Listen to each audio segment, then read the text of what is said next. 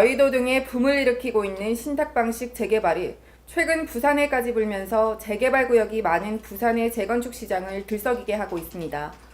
사업 속도를 높이고 비리 없는 개발을 추진하기 위해서 신탁 방식을 도입하는 아파트 단지들이 나타나고 있기 때문인데요. 국내 최대 규모의 신탁 방식 설명회를 앞둔 한 아파트 단지를 찾아가 봤습니다. 송준규 리포터입니다. 부산의 한 주공아파트 단지입니다. 이 아파트에는 오는 20일 신탁 방식 설명회가 열릴 예정입니다. 현재 이 아파트에는 2천여 세대가 거주하고 있습니다. 재개발을 할 경우 4천여 세대까지 재건축이 가능합니다. 신탁 방식 재건축 규모로는 전국 최대입니다. 자연 환경이 아주 좋은 아파트로 이렇게 소문이 나가 있습니다. 근데 이제 30년이 지나다 보니까 내부적으로 좀 불편한 점이 아주 많죠. 재건축을 해서 좀 이렇게 이런 좋은 환경에 다시 편리한 아파트를 지으면은 참 좋겠다라는 그런 바람을 가지고 있습니다. 이런 방식이 있는데 앞으로 빨리 할 수 있도록 좀 택하십시오라는 어떤 그런 설명을 갖다가 지금 계획하고 지금 추진 중에 있습니다. 신탁 방식 재건축이란 지난해 3월 도시 및 주거환경 정비법 제정에 따라 재정비 조합을 설립하지 않고 신탁회사가 단독 시행사로 참여하는 사업 방식을 말합니다. 즉 시장, 군수, 구청장, LH공사, 도시공사 등 공공기관과 공기업만이 시행자가 될 수 있었던 재개발, 재건축 사업에 부동산 신탁사가 공기업과 동일한 자격으로 참여할 수 있게 된 것입니다. 신탁 방식 시행을 하려면 주민 4분의 3 이상의 동의서를 받고 사업부지 3분의 1 이상에 대해 토지 신탁 계약을 체결해야 합니다. 신탁사가 기존 조합을 대신하지만 모든 의사는 위탁자인 소유주가 참여하는 총회에서 결정되기 때문에 투명성을 보장받을 수 있습니다. 그렇다면 신탁 방식 재건축이 최근 서울 여의도나 강남 등을 중심으로 거세게 불고 있는 이유는 뭘까?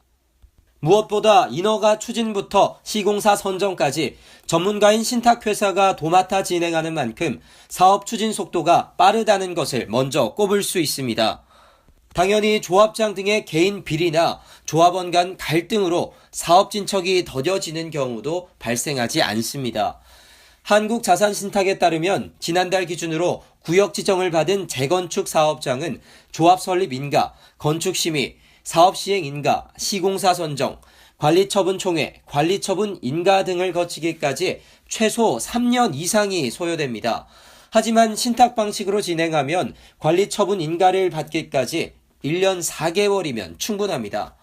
이유는 조합 설립 없이 바로 건축 심의와 시공사 선정 등을 동시에 진행할 수 있기 때문입니다. 조합을 추진하면서 조합원 간의 어떤 그 이권 다툼이라든지 또 비리가 발생할 소지가 많고 그래서 신탁 방식으로 하면 그런 게 일체 줄어듭니다. 그다음에 두 번째는 공기 단축입니다.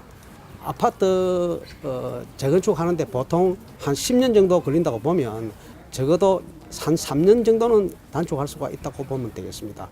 세 번째는 시공비 절감입니다. 보통 조합 방식으로 추진하는 것보다는 적어도 10% 정도는 절감할 수가 있다고 저희들은 보고 있습니다. 실제로 해운대 달맞이 재건축 사업에서는 준공 후 미분양으로 인한 시공사와 조합 간 분쟁으로 조합원들이 입주를 못하고 소송이 벌어지는 사태가 발생한 바 있습니다. 신탁 방식이 주민들에게 유리한 이유는 공사비 등 경비를 최소화할 수 있다는 데 있습니다. 신탁사가 미리 준비한 총 비용에서 단순 도급 형태의 공사비 등을 지급하기 때문에 시공사는 시작부터 공사비를 확보하는 대신 최소한의 비용으로 공사를 하게 됩니다. 부산은 서울을 제외하고 전국에서 제일 많은 재개발, 재건축 지역이 추진되고 있는 곳입니다. 현재 300여 개소가 재개발 지역으로 지정돼 있고 이 중에서 신탁 방식 재건축이 추진되고 있는 곳은 동대신동, 삼익 등 모두 7곳 정도로 확인되고 있습니다. 최근 서울 여의도와 강남 등을 중심으로 거세게 일고 있는 신탁 방식 재건축이 부산 부동산 시장에 어떠한 활기를 불어넣을지 관심입니다. NTV 송준규입니다.